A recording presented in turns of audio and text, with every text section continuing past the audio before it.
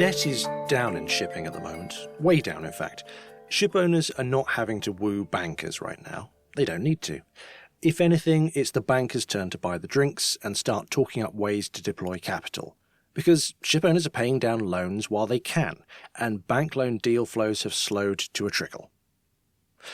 Tanker and dry bulk owners have now enjoyed an extended period of profitability, coinciding with their lower expenditures on new buildings, which has left them with more cash for debt repayments. So, given all that, why are we talking about finance when nobody needs financing? Well, because things are going to start changing, and quicker than many assume.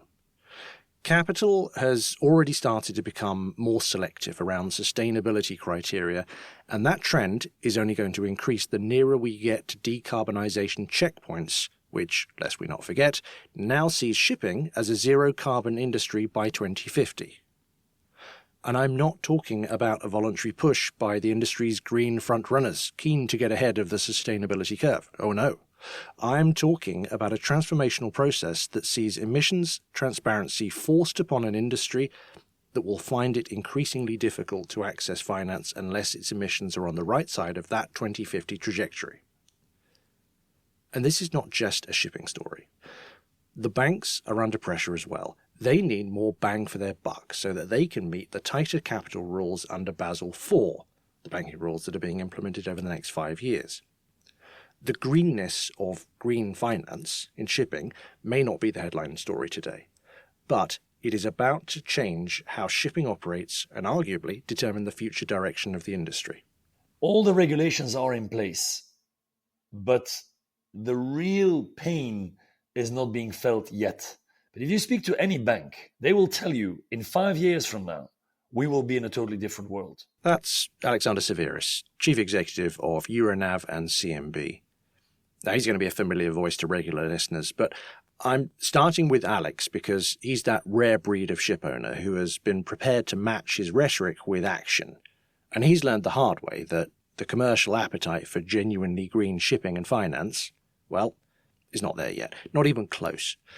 As many listeners will know, Alex's bid to transition Euronav from the tanker business to the green energy sector has not been without its challenges.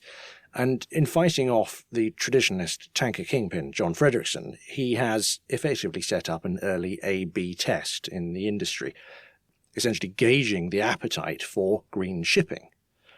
In one corner, you have Fredrickson and his public company Frontline, bolstered with 24 of Euronav's finest tankers.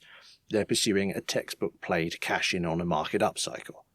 Then you have in another corner the combined Euronav CMB tech play, pitching an investable green shipping platform as the future of shipping. I'll spare you the details, but it's fair to say that Alex is not winning right now. But why am I telling you the story of Euronav in a podcast that is looking at green? So things are changing, but let's take a step back and look at what we mean when we're talking about green finance. It's worth noting at this point that green finance is big business outside of shipping. The green bond market has experienced rapid growth, with the market size reaching $2 trillion back in 2022. It's only grown since then. In the shipping space, however, we're still taking baby steps and only just starting to be able to tell the difference between genuinely green and green-washed finance. We're in a period of transition, both for the banks and for shipping companies. Here's Anastasia Cheneva, head of shipping clients at ABN AMRO Bank. Green finance. Well, I'll let Alex explain that. I think when we look at the world of green finance and shipping, we need to talk about equity investors and we need to talk about the banks. Maybe it's easier to start with the second one, the banks. It is true that green products get finance in a more easier way than, say, a pure crude oil tanker or a coal carrier. Definitely access to finance is easier if your project is green. It is not cheaper yet. I speak for the banks, of course, but I don't think there's a meaningfully cheaper finance available if your project is green. It's 10 basis points, 15 basis points. Some people have dipped their toe into this green financing, but it's not cheaper yet. But I would say the glass is definitely half full because you get access to finance in an easier way. So that's the first thing on bank finance. Now, when we look at the equity investors, is it easier to find equity investors if your story is green? At face value, I would say yes. But when you drill down to what has really happened over the last 2 years, it's not been a lot. And I think I'm a case in point. I lost 90% of my shareholders in the mandatory bid for Euronav with a very clear green story. I've traveled the world for 6 months, spoken to a lot of people. And at the end of the day, I need to accept that I was not successful in convincing people to stay in the share. And definitely I was not successful in attracting this new breed of investors.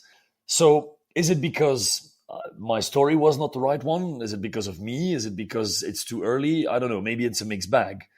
But clearly there are people that want to invest in green shipping, but there's not a huge quantity yet. And I would say yet, Richard, because I do think there's a trend and you will see that pool of cash and that pool of money grow in the following years. So things are changing, but let's take a step back and look at what we mean when we're talking about green finance. It's worth noting at this point that green finance is big business outside of shipping. The green bond market has experienced rapid growth, with the market size reaching $2 trillion back in 2022. It's only grown since then. In the shipping space, however, we're still taking baby steps and only just starting to be able to tell the difference between genuinely green and green-washed finance.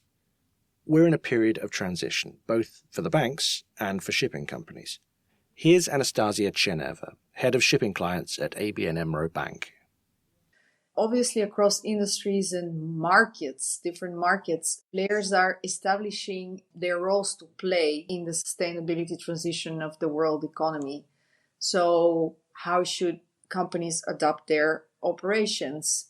Should they change their business model?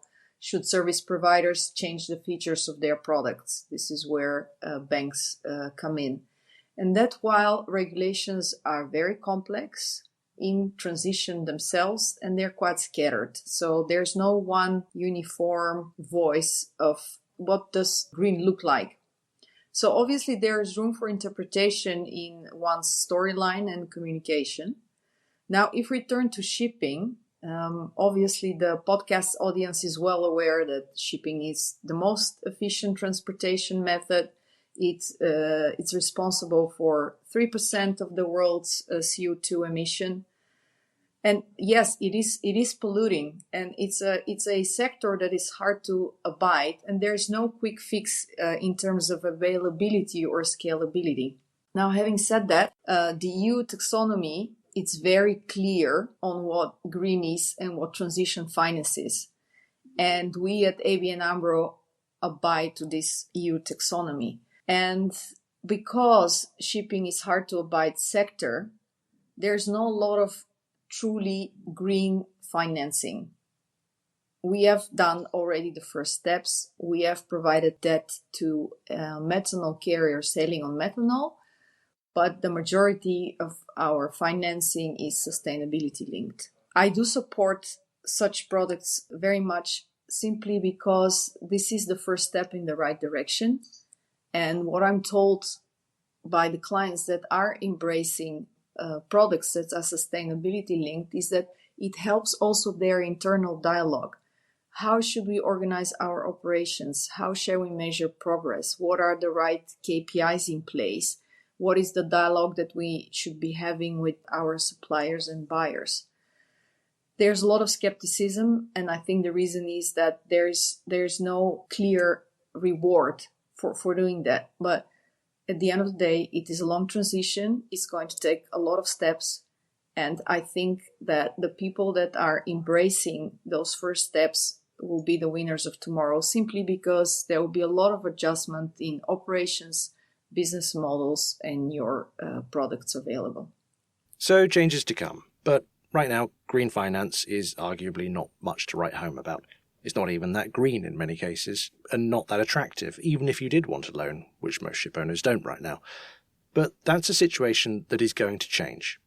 Here's Nina Alstrand, Global Head of Sustainable Finance at DNB Markets.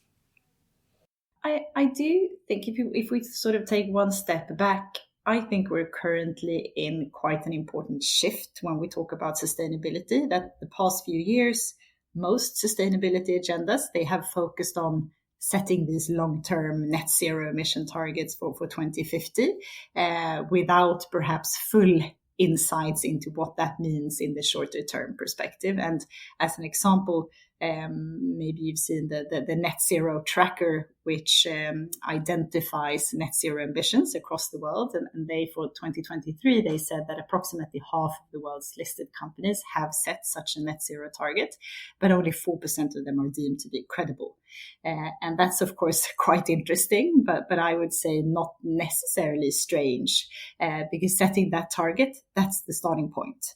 And then you can start working on what that actually means. And that is what I mean by, I believe we're currently in a shift, that we will see more and more companies actively working to identify, what does this mean for us here and now? What do we need to do to actually progress on that journey? And that is where I also think that the bar will just continue to rise, but using different types of green finance alternatives, that can be one efficient way of actually highlighting what are we doing here and now to progress on this journey. Okay, I'm going to pause the podcast there for a moment while we bring you a message from our sponsors for this week's edition, Wirana. Wirana Shipping Corporation is the oldest and one of the largest cash buyers of end-of-life ships and offshore vessels in the world. During 40 successful years, Wirana has earned the trust of ship owners, ship recyclers, and all the stakeholders in the industry for always honouring our commitments irrespective of market factors, and for being a responsible stakeholder. Wirana has well understood that continuous adaptation and learning the changing requirements of the industry is the key to success. As you may have clocked by now, we are talking about a long-term shift here. But this is not necessarily just a shipping story, or about what shipping needs. Much of the changes coming down the line are being driven by shipping's customers and the banks themselves. There are a number of other things going on in parallel under financial regulation. What's called Basel III Endgame, or Basel IV, which is tighter capital requirements being introduced across most of the developed world banking system by regulators. That will have some impact on shipping by definition, the nature of shipping finance, its tenor and everything else. I think the key thing for shipping is the recognition, which is there by those people who are focused on this issue regularly, but will, I think, become more apparent to others in the next couple of years, is shipping is at the center of decarbonizing global supply chains. And that impact on everyone else whose cargo is being moved is absolutely key. And therefore, the incentive for decarbonizing shipping will grow and grow. And you've seen this already in the container sector with the COSEV Alliance and ZEMBA, the Zero Emission Maritime Buyers Alliance, where those big consumer companies led by Amazon and others really want to drive decarbonization in their supply chains faster than the general pace, the 2050 pace. They've got a 2040 date. So the definition of scope 3 for shipping, I think, is important. That needs to be established. A number of the other definitions around decarbonization, ESG, generally accounting and everything else are being defined. So I think in the next 2 years, there'll be a lot more clarity around this. And also the IMO's agenda. The IMO's new Secretary General has been very clear that what was agreed in MEPC 80 last July is being implemented and will be implemented, at least through agreement in terms of the detail, by the end of next year for implementation during 26 and 27. That's Michael Parker from Citi there. He's also the chair of the Poseidon Principles, which is the framework that lenders to the shipping industry have agreed in order to be transparent about the environmental impact of their portfolios. And the point he's making there is that because we have a global regulator in the form of the IMO, the International Maritime Organization, who will regulate on shipping's emissions broadly in a transparent and enforceable manner, well, that's actually very, very powerful and relatively unique to the shipping sector as a global industry. we're really the only industry that has that. Now, in a way, because as you say, banks are being paid back because of strong markets, I think that's actually a good thing, because it's actually going to mean that when we get in 2 years to that point, when we start to see ships being delivered with dual fuel capability outside of LNG, i.e. with methanol, with ammonia, biofuels, that actually the appetite and the capacity will be there. And it won't just be driven by ship owners coming to the shipping banks and saying, please lend me money. It will be being driven by, the consumer industry wanting to make sure it's supply chain. So that's where I think we go to this concept of no longer really being about the ship. It's more about the supply chain, the ship being an important physical part of that, clearly. But what are the emissions in the supply chain? And I think that goes then to the issue of finance. And of course, it will be things like ships being financed. But what people are going to be measuring is much more the reduction of emissions in the supply chain, on those shipping routes, in the green corridors. And because of the IMO's DCS system, it will be visible, or at least be visible in the sense that the information can be shared. And that will help finance, because you'll be able to see the impact of those emission reductions. And so whether it's the bond market or the loan market, we will move to much greater clarity beyond what we have today. We do have frameworks around sustainability in both the bond market for shipping and loans, but it's a little bit vague. It's a little bit using things like the Poseidon principles. I think we'll 2 years have much clearer frameworks that investors will be able to use for the purposes of investing and lending. So, given the transition, given the accelerating pace of that transition now required by the IMO's targets, given the pressure on banks in terms of meeting their capital requirements from regulations like Basel IV, the question is, can we count on banks wanting to continue to lend to shipping for what is going to be, let's face it, a very capital-intensive period of transition for us? Here's Anastasia from ABN AMRO again. I expect that shipping banks will continue to support the sector. What will be very important, though, is that companies, first of all, move into the right direction when it comes to decarbonization, and also the speed at some moment has to pick up. Now, this moment has not come up yet. I do expect that there will be some acceleration after 2026, when the revised GHG strategy of IMO is expectedly going to be applicable. And then it also very much depends where are we going to be in the cycle. And if the market would fall, then there will be an increasing need for financing. This is not the case today. However, I do expect that shipping being a cyclical industry, and that coinciding with tightening in regulations, that there will be an increasing need for financing. And for European banks to stay on board, it will be very important they can show that companies are moving in the right direction, that they can prove that they're taking the right steps, and that we as banks can show this in the transition readiness assessments that we have to do. And that all is also coinciding with the change of capital requirements for European banks. And it will be very interesting to see how that will evolve, and ultimately what the financing costs for shipping companies will become. Going back to Alex Severis and the question of whether Euronav was perhaps a little bit too far ahead of the curve when it comes to green shipping, longer term, he does seem to be heading in the right direction, even if not everybody else has been sufficiently convinced to follow him yet.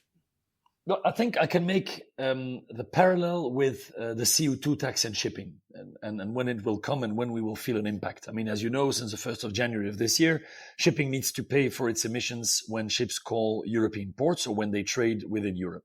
Does that have a major impact on our industry yet? Not really. Is it a first step? Of course. And will it increasingly become difficult to trade with polluting vessels in the following years? Most definitely. And I think the same can be said on finance. All the regulations are in place, but the real pain is not being felt yet, But if you speak to any bank, they will tell you in 5 years from now, we will be in a totally different world.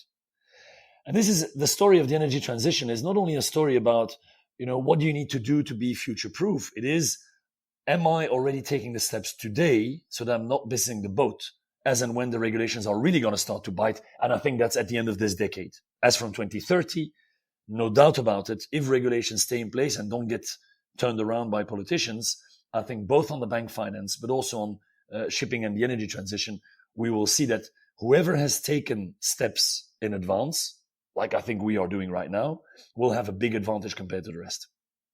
So given this view that change is inevitable and both banks and owners are going to have to change in the near future, have we got the right balance of looming regulatory threat coupled with incentives for the first movers?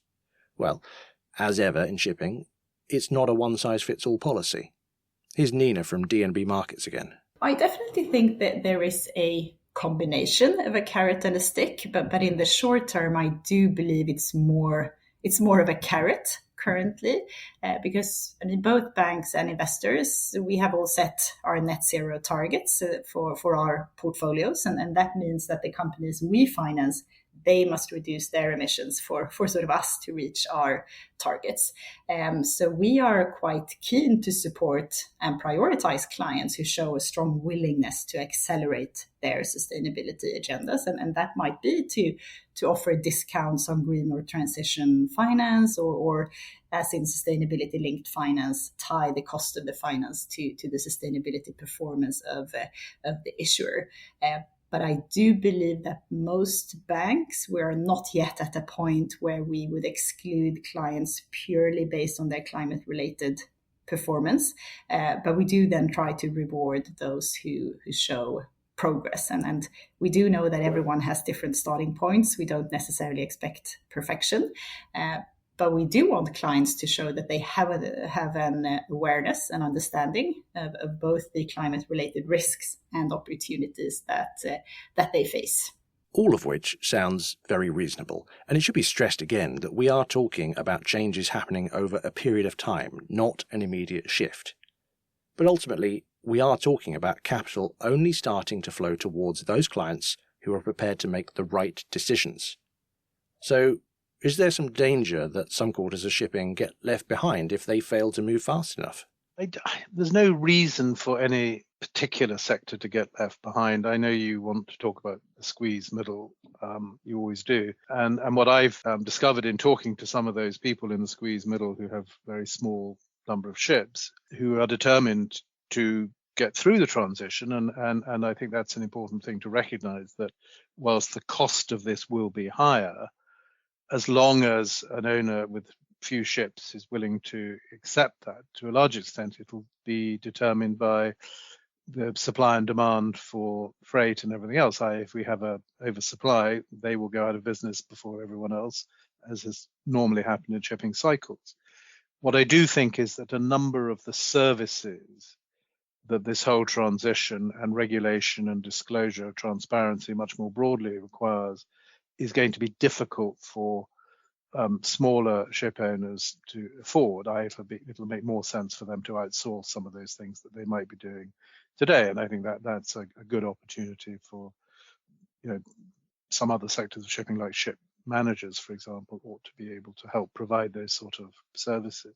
So in the end, I think it'll be the fundamental economics of supply and demand. Now, not everyone has to order a new building, but someone has to start somewhere. And so as some of these dual-fueled ships hit the water, so no doubt a second-hand market will begin to develop for those ships as the technology continues to evolve, as some of the fuel choices continue to narrow down. Maybe I was having a discussion in a different context. If we look at the debate about these fuels, and some people, a well-known ship owner has said, he thinks none of them will work and they will never be used in the next generation of ships. He may or may not be right. But it is an interesting point about timing, because if you think how long it took to put a man on the moon when the Americans decided to do it, it wasn't actually very long. About the same sort of time between now and 2030, when we hope to have hit the tipping point for many of these things. And so you sort of have to say, is there a new technology? And nuclear is the obvious one if it's possible on a civil marine basis. I.e., is there a real possibility that will emerge that a large part of large-scale shipping, container ships, capesizes, even cruise ships, that actually might not really have to go beyond LNG, or if you like, from synthetic LNG, methane or whatever, into a nuclear fleet at some point in the future. So I think that is potentially a game changer if the regulation and technology works out over the next few years. And I think that is something, given all the debate about the efficiency of these alternative fuels, toxicity for ammonia and all those other issues, it'll be very interesting to watch if nuclear technology does appear to come through. It won't come through for shipping to begin with, it'll come through in order to power AI and produce the fuels and stuff. But I think watching that space is becoming increasingly relevant in a maritime context, even if shipping will be the third piece of the maritime context to actually deploy that technology. But it might mean that when people look back on whether it's ammonia, hydrogen, or whatever, that actually for a large part of the fleet, something else came along that was much cleaner, much more efficient. Well, shipping may not be planning on buying the drinks this Posidonia. Ship owners are in the unusual position of not needing to woo bankers in Athens this week, but think about it in the long term. This is less about what you need right now from banks and more about who is going to be willing to talk to you 5 years down the line. You're definitely onto something important here, which comes into, at least from our perspective, our client selection process. Sort of which clients do we want to have in our portfolio over time? And we do see that the transition will demand quite a lot from many clients, and we do want to see that those clients are prepared. And if we do see that a certain client is not progressing or is showing limited interest or perhaps understanding of how to navigate the transition efficiently, that could also very likely translate into a variety of different risks, such as stranded assets, of course, the lacking profitability. It could also be related to compliance. And then that would, of course, translate into risks also from our perspective in terms of our lending.